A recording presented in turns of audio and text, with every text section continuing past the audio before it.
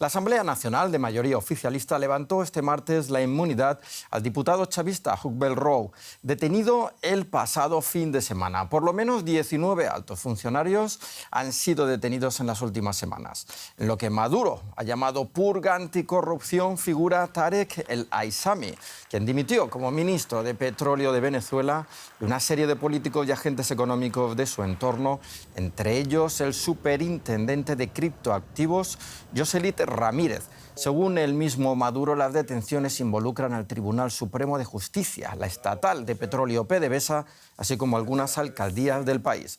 El terremoto político, según expertos, beneficia a la corriente que encabeza Maduro. Para entender qué es lo que está sucediendo en la petrolera estatal venezolana, conectamos ahora con Francisco Monaldi, director del Programa Latinoamericano de Energía del Instituto Baker de Políticas Públicas de la Universidad Rice. Muchas gracias por atendernos. Además de la dimisión del Aissami, también ha habido detenciones por corrupción de 19 altos cargos vinculados a PDVSA. ¿De qué se les acusa exactamente? Bueno, aunque no sabemos exactamente cuáles son los términos de la acusación, el hecho que los involucra es la desaparición de una cantidad de recursos, que esto tiene que ver con que para vender Venezuela en el mercado negro hacia China, esto viene desde las sanciones desde el año 2020, se ha creado todo un mecanismo en que barcos fantasmas hacen trasvase de crudo en alta mar, lo hacen pasar por crudo de Malasia y después eso termina en China, se devuelve pagando a través de criptomonedas o a través de efectivo que viene de bancos rusos, una cantidad de mecanismos muy oscuros, muy opacos y muy corruptos. Y entonces lo que se reporta es que de los 21.000 millones de dólares que ha facturado la empresa estatal petrolera, solo 4.000 millones de dólares le han entrado de vuelta en efectivo. Lo demás, hay parte que son trueques, pagos a contratistas del gobierno, pero todo lleno de gran opacidad y oscuridad. Y aparentemente hay unos 3.600 millones de dólares que no se sabe dónde está ese petróleo o ese dinero. Eso es lo que quería preguntarle ahora precisamente. ¿Cuánto dinero podría haber dejado de percibir PDVSA? ¿Se pueden cuantificar los daños a la petrolera estatal?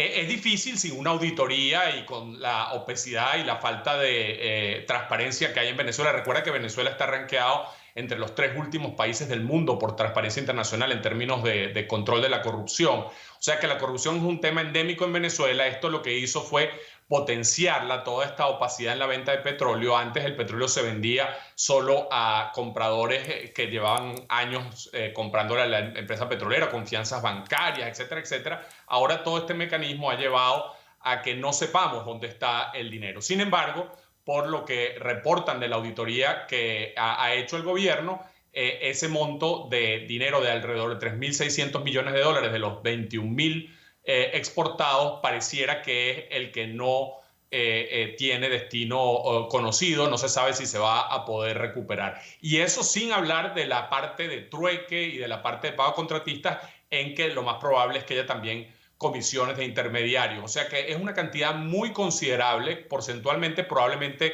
el peor desfalco que hemos visto en la historia ya muy corrupta del chavismo en Venezuela.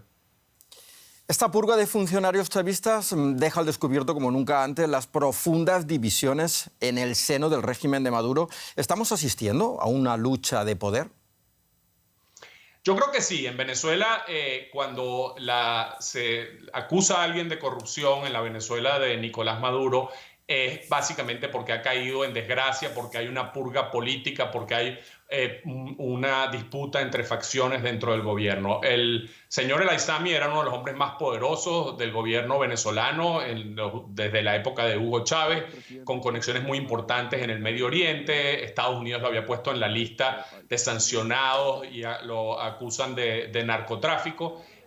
Un hombre muy habilidoso que muy pragmáticamente estaba, por ejemplo, negociando la vuelta de empresas internacionales a operar en el sector petrolero venezolano, pero claramente tenía una disputa por el poder con el bando de Nicolás Maduro, porque no hay otra manera de explicar que él y mucha de su entorno hayan... hasta ahora él no ha sido puesto en prisión, pero muchos de sus allegados sí. Así que esto pareciera una nueva purga más. Ya lo hubo con Rafael Ramírez y su entorno, otro de los principales competidores de Nicolás Maduro. Y es la tercera purga que hay en la industria petrolera venezolana desde que Maduro está en el poder. Francisco Monaldi, muchas gracias por estas aclaraciones. Gracias.